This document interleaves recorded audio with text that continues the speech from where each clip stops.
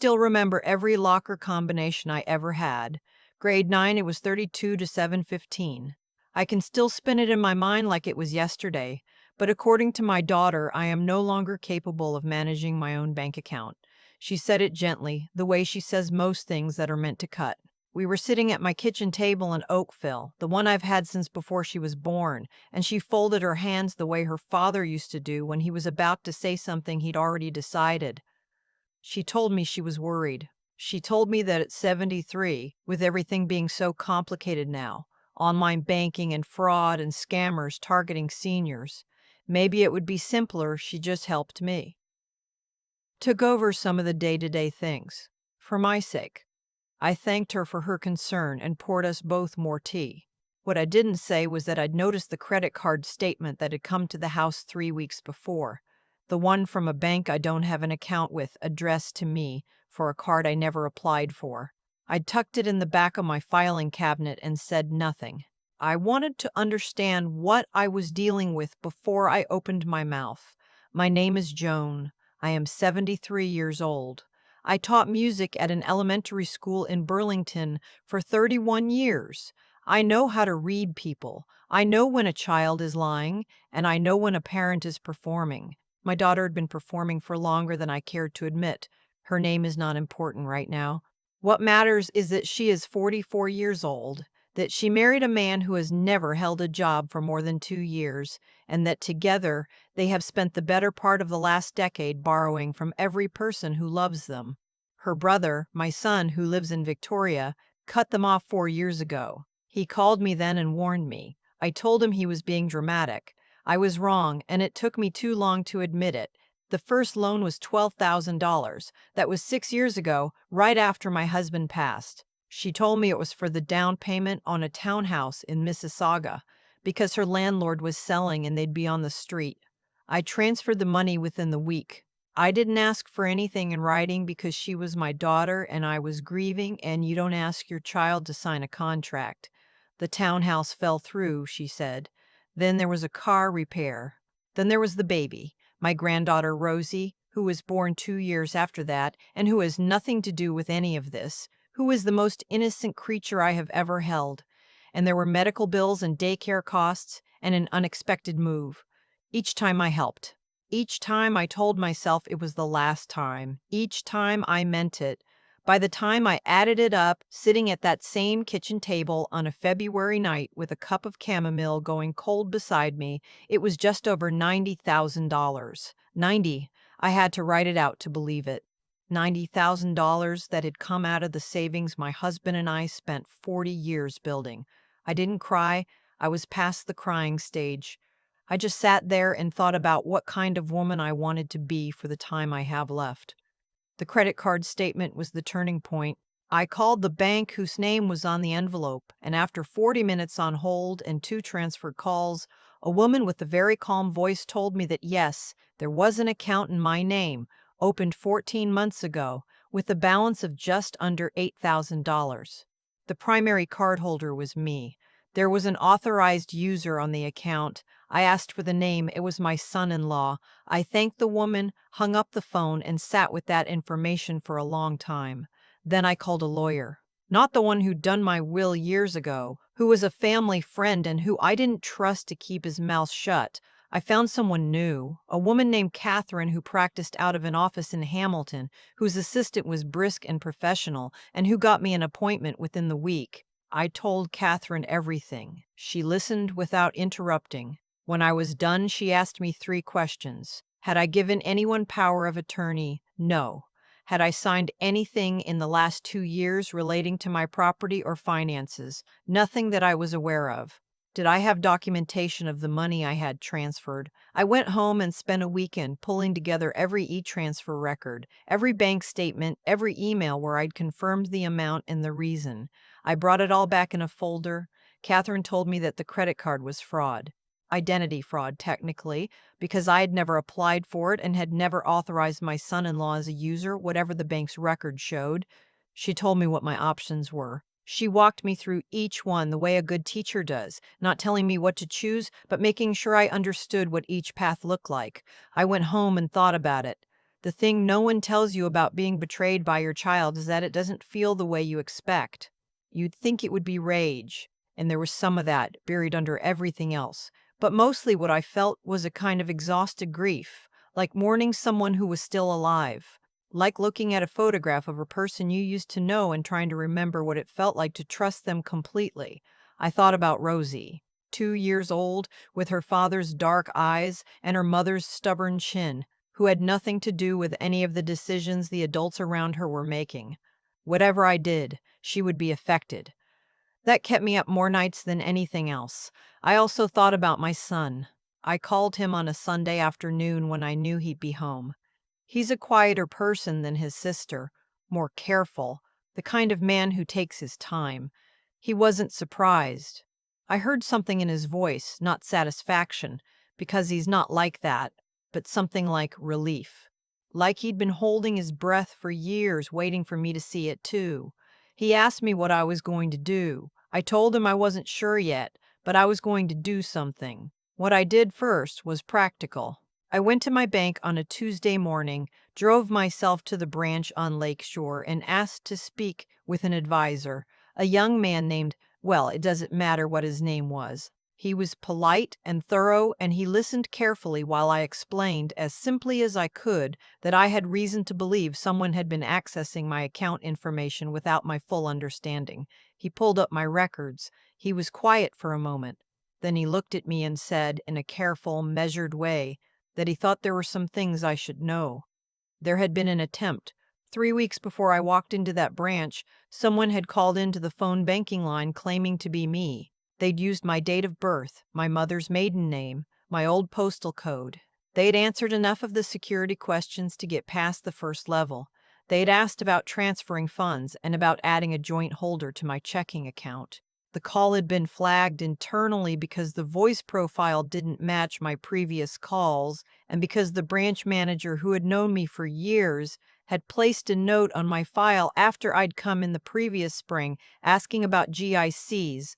They had not made the change, but they had tried. I sat with that for a moment. Then I asked what I needed to do to make sure it couldn't happen again.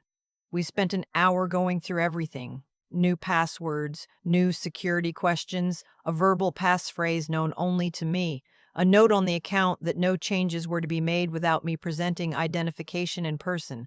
I also, that same afternoon, called the fraud department at the credit card company and filed a formal report. They were efficient. The account was frozen, the balance disputed, and the file sent to their investigations team. I drove home and made myself a proper dinner for the first time in weeks. Nothing elaborate. Just a piece of salmon, some roasted carrots, a glass of white wine from a bottle my husband's sister had brought at Christmas. I sat at the table by the window and watched the light go down over the backyard, and I felt, for the first time in months, like I was standing on solid ground. The next time my daughter called, I didn't answer. I let it go to voicemail. She left a message about a family dinner she was planning, her voice bright and easy, the voice she uses when she wants something. I listened to it twice, and then I called Catherine. We had already done the important things. I had updated my will 2 months before that dinner with Catherine in the proper legal way with two witnesses who were not beneficiaries. My son was named executor. My granddaughter Rosie was included, not through her parents, but through a trust set up so that the funds would be managed by my son until she turned 25. Catherine had helped me understand how that worked, what the conditions were, what happened if circumstances changed. It was more complicated than I expected and also more reassuring. My daughter knew nothing about any of it. That was by design. The dinner she'd been planning was held on a Saturday in March at her townhouse. I went. I brought Rosie a picture book about a bear who finds a blueberry patch and spins the whole story trying to decide whether to share it. Rosie sat in my lap and we read it together twice while the adults talked around us about things that didn't concern me anymore. My son-in-law grilled steaks. He was jovial, the way he gets when he's working up to something. He poured wine and told a long story about a business opportunity he'd been looking into, something involving real estate investment, and I nodded along and said very little. I watched him. I watched my daughter watch me. I noticed when she glanced at him, and when he gave a small nod, that he probably thought I didn't see. After dinner, After Rosie was put to bed, my daughter sat beside me on the couch and said she'd been thinking. She said that my house in Oakville, the one I'd lived in for 36 years, was probably too much for one person to maintain. She said property values were still strong and that it might make sense, before the market shifted, to think about what my plans were. There were some very nice retirement communities, she said, the kind with activities and social programming. She had done some research. I looked at her for a moment. I told her I appreciated her thinking of me. I told her I found the house very manageable. I told her I had recently reviewed all my financial and legal arrangements and that everything was in order. Something moved across her face, just briefly. I told her I was a little tired and thanked them both for a lovely evening.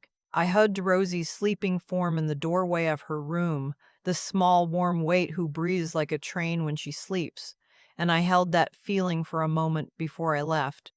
In the car, I sat for a minute before I started the engine. The street was quiet. Someone a few houses down had a porch light on. I thought about the woman I'd been 6 years ago, handing over $12,000 without a second thought, so certain that love was enough of a contract.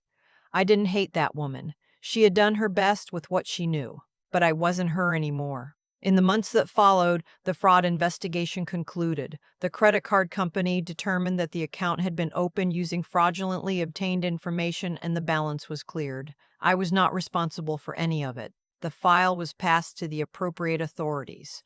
I chose not to pursue a separate civil claim, not because I didn't have grounds, but because Catherine and I talked through what that process would look like and what I actually wanted.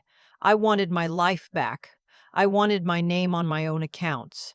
I wanted to stop feeling like someone was watching my back door. I got all of that. My daughter called several more times over the following weeks. I answered twice. Both conversations were brief and careful, the kind where you say a great deal and mean very little. She mentioned the house again. I told her I had no plans to sell. She mentioned that Rosie missed me. I told her I would love to spend time with Rosie and suggested a Saturday at my place. She said she'd checked the calendar and never followed up. I stopped waiting. My son came to visit in April, drove all the way from Victoria with his partner, and we spent a weekend doing exactly nothing in particular. We walked along the lakeshore. We cooked a big pasta dinner that lasted 3 hours. We talked about his father, which we almost never do, and it hurt the way things hurt when they are all so true.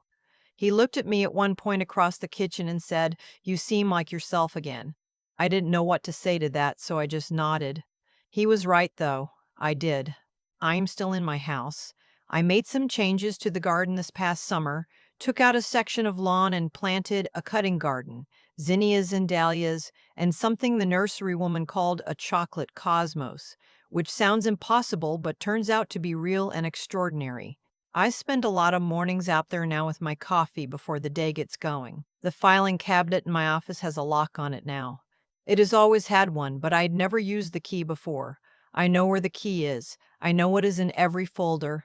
I know the name of my lawyer, my executor, the trust officer at my bank, the fraud specialist who handled my case, and who told me as we were finishing up that I had done everything exactly right. She said most people wait much longer to make the call. I told her I wished I had called sooner. She said that was true for most people, too. I thought about that afterward, about all the ways we talk ourselves out of what we already know, the way love can make you squint at things until they look like something else, the way a child's voice can still sound like it did when she was 9 years old and scraped her knee and needed you, even when she is 44 and sitting across from you planning something she thinks you can't see. My granddaughter Rosie turns 3 in the fall. I have already bought her present. It is a small red wagon, the old-fashioned kind with wooden slats, the type I had when I was her age, and that my mother kept in the garage long after I outgrew it. I wrapped it in paper printed with blueberries, because of the book, because she laughed both times we read it at the same page, the one where the bear finally decides to share and then immediately regrets it. There is a drawer in my desk where I keep the important things, the updated will, the trust documents, a letter I wrote to Rosie that she won't read until she's old enough to understand it, and at the back, a copy of the bank's record of the attempted call, not because I need it. Catherine has the original. but because I want to remember what it felt like to sit in that advisor's office and hear what had almost happened and know that it hadn't, because I had paid attention, because for once I had trusted what I already knew. I still remember every locker combination I ever had. Turns out that's not the only thing I know how to hold on to. I used to think that loving someone meant giving them the benefit of the doubt, over and over, for as long as it took. I thought that was what a good mother did. Now I'm not so sure that was love. I think some of it was just fear. Fear of what it would mean if I admitted what I already knew. What my daughter did wasn't sudden. That's what I keep coming back to. It was slow and careful and built on years of me looking away. Every transfer I made, every time I told myself it was the last one, I was giving her permission to go a step further. Not because I was foolish, because I wanted to believe that the person I raised was still in there somewhere, making mistakes, needing help, not deliberately choosing to harm me. There's a difference between those two things, and I spent too long pretending there wasn't. The fraud investigator told me I had done everything right. But I know the fuller truth, which is that I did the right things too late. The credit card had been open for 14 months before I found it. 14 months of a debt being built in my name by someone who sat at my kitchen table and drank my tea and told me she was worried about me. That takes a particular kind of calculation. It doesn't happen by accident. And once I understood that, really understood it, not just as a fact, but as something I let myself feel, something shifted in me that I don't think will shift back. What I found on the other side of that, though, was something I hadn't expected: clarity. The kind that only comes when you stop bargaining with yourself. I knew what had to be done, I knew how to do it, and I did it one step at a time without drama or announcement. I updated my will, I set up the trust for Rosie. I worked with Catherine until every document was airtight. I went to the bank and I asked every question I should have asked years earlier. None of it required raising my voice. None of it required anyone's permission.